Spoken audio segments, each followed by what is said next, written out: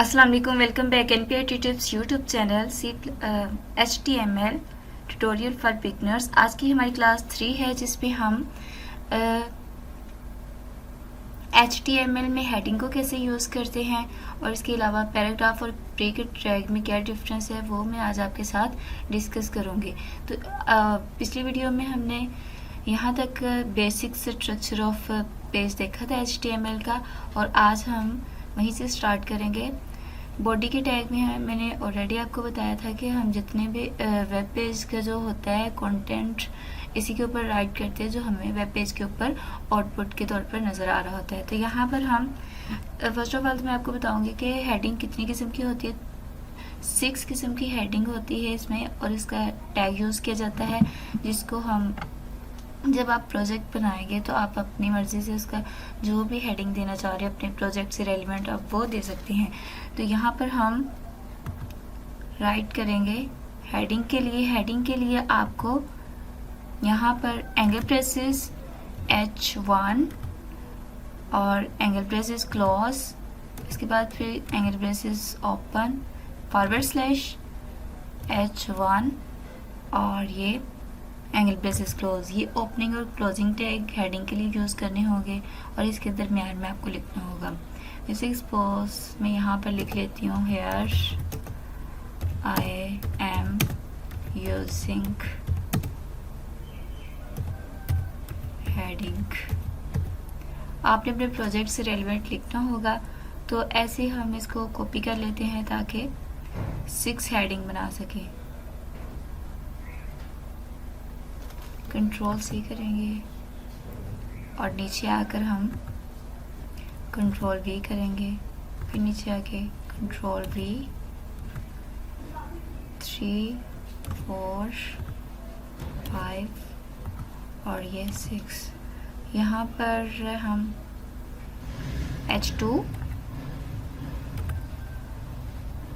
H3,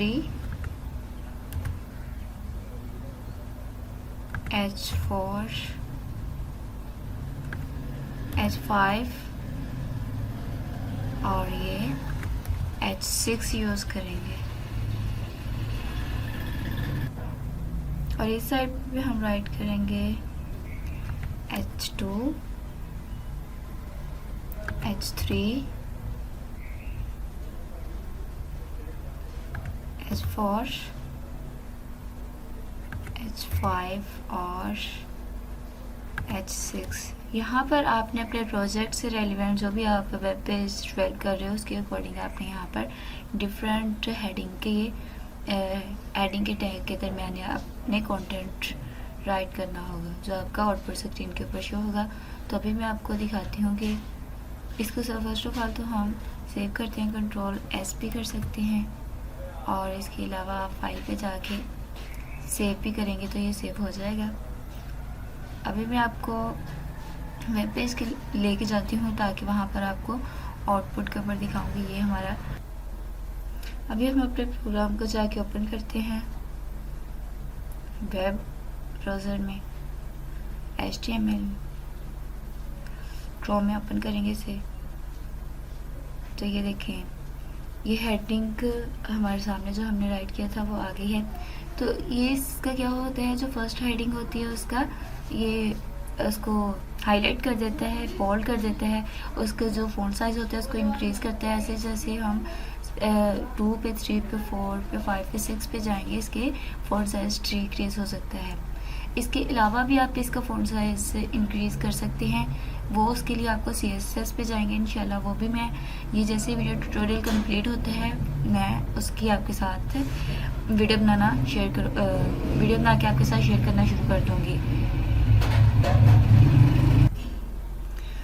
guys अब हम notepad में जाते हैं और यहाँ पर जाकर हमें बॉडी के टैग में ही रहना होगा, उसके अंदर ही आपने जो भी राइट करना है। यहाँ पर मैं एंगल ब्रेसेस P का टैग पैराग्राफ के लिए यूज़ करूँगी, साथ ही क्लोजिंग /P और एंगल ब्रेसेस क्लोज। यहाँ पर हम कंटेंट राइट करेंगे। इसके लिए मैं यहाँ पर एक ओपन करके रखे हुए आपने अपने प्रोजेक्ट से रेलिवेंट ही उसमें राइट करना है। यहाँ पे कंट्रोल C करूँगी, इसको कॉपी और नेक्स्ट मैं यहाँ पर जाकर पेस्ट कर दूँगी। तो ये मैंने पेस्ट कर दिया है, ये देखें। इसको जैसे सेव करके हम दोबारा क्रोम के ऊपर जाएंगे तो ये हमारा पैराग्राफ का टैग होता है मुख्तलिफ़ किस्म के जो भी आपने कंटेंट राइट करना होता है उसके लिए। तो यहाँ पर हम फाइल में जाएंगे, इसको सेव करेंगे। सेव करने के बाद हम दोबारा क्रोम में जाएंगे और इसको ओपन करेंगे। तो देखें जैसे गाइस ये पैराग्राफ में हमने राइट किया तो ये नेक्स्ट पेज पे, नेक्स्ट लाइन पे उसको ले गया है। ऐसे अब मैं आपको बताती हूँ कि प्री के टैग क्या कर रहा होता है। प्री के टैग में भी हम पैराग्राफ ही राइट कर रहे होते हैं, लेकिन इसका डिफरेंस मैं आपको यहाँ पे राइट करके बाद में बताती हूँ।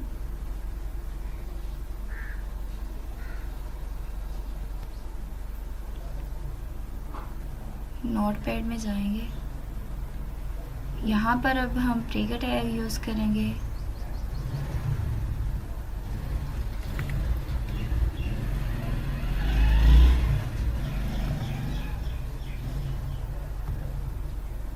प्री का टैग यहाँ पर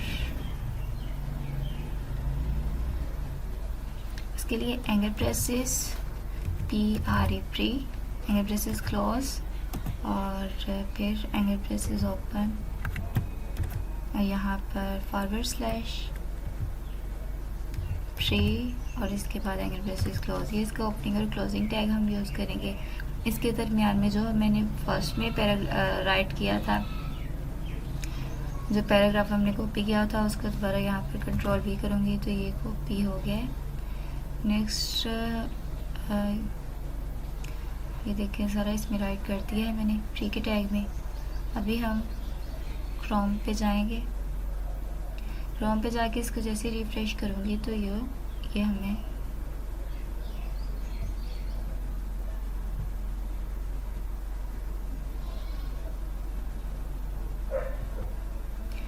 इसको हमने सेव करना था। फर्स्टली कंट्रोल S भी कर सकते हैं या फाइल पे जाके इसको सेव कर सकते हैं।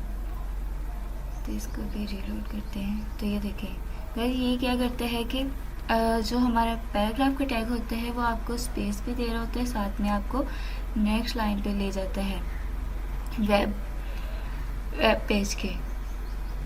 तो जो प्री का टैग होता है वो आपको एक ही लाइन के ऊपर रखता है। यहाँ पर आप यहाँ तो एंटर का बटन प्रेस करेंगे, यहाँ फिर आप क्या करेंगे इसको ब्रेक लाइन यूज़ करेंगे, तभी ये सेकंड लाइन पे आपको लेके जाएगा प्री का टैग। तो ये पैराग्राफ और प्री के टैग में डिफरेंस होता है। पैराग्राफ का टैग क्या करता है कि आपको जो होता है स्पेस भी साथ साथ देता जाता है और साथ में आपको नेक्स्ट लाइन के ऊपर आपका जो कंटेंट होता है वो वेब पेज के ऊपर राइट कर देता है। लेकिन जो प्री के टैग होते हैं वो आपको एक ही लाइन के ऊपर रखता है। इसके लिए आपको या तो एंटर का बटन प्रेस करना पड़ेगा या फिर ब्रेक लाइन यूज़ करनी पड़ेगी। इसमें हमें कुछ भी नहीं करना पड़ता है, मीन कि ये ऑलरेडी हमें नेक्स्ट लाइन पे ले जाता है डायरेक्टली। तो अब हम नोटपैड पे आएंगे, यहाँ पर जैसे अगर ये हमारा प्री का टैग था, अगर इंसर्ट के बाद मैं यहाँ पर एंटर का बटन प्रेस करूँगी और यहाँ पर कंट्रोल S करेंगे। इसके बाद हम दोबारा अपने वेब पेज पे जाएंगे।